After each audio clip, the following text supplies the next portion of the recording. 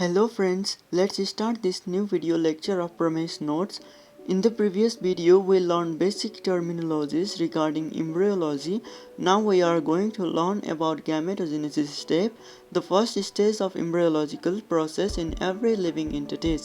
This stage includes two variations, that is spermatogenesis and oogenesis. Spermatogenesis occurs at male whereas oogenesis occurs at female. They both help in forming sperms and eggs respectively. In this video, we will learn about spermatogenesis in details.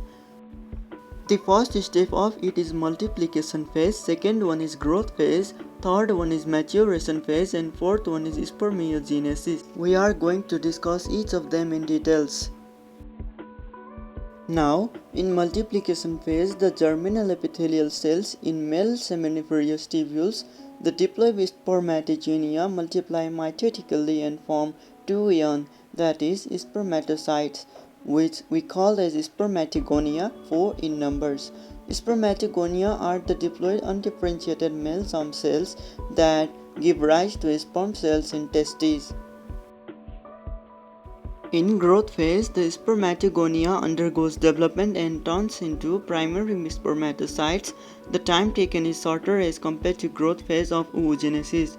In this phase, only general development happens to get ready for next phase, that is maturation phase. In maturation phase, primary spermatocytes undergoes meiosis cell division to form secondary spermatocyte. This conversion is known as first maturation division.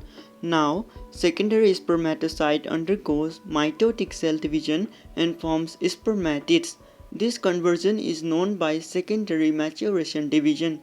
Spermatids is haploid male sexual cells formed after meiosis from spermatocytes that eventually matures into spermatozoon, as we already know. Then we come to most important stage, that is spermiogenesis. Never confuse spermiogenesis with spermatogenesis because spermatogenesis is overall process of formation of sperm, whereas spermiogenesis is process where spermatids are well nourished by serotonin cells of testes.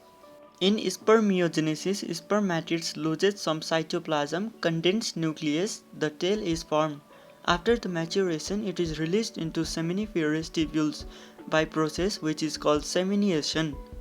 Head formation of sperm includes acrosome biogenesis, nuclear condensation, and elongation or flattening, and the formation of some cytoplasmic layer.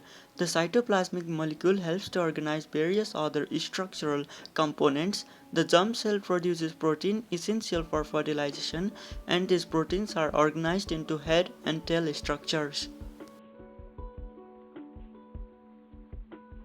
Let's take a look at the structure of sperm. The tip of it is known as acrosome. The head is on the anterior part. Its tip helps to produce enzyme called helicoirinodase, helping to penetrate eggs. Middle part consists of mitochondria that provide energy by forming spindle fibers during cleavage stage. The tail consists microtubules and cytoplasm, and this structure helps in swimming. Let's take a look at features of sperms. It is haploid in nature. It consists of a pair of chromosomes.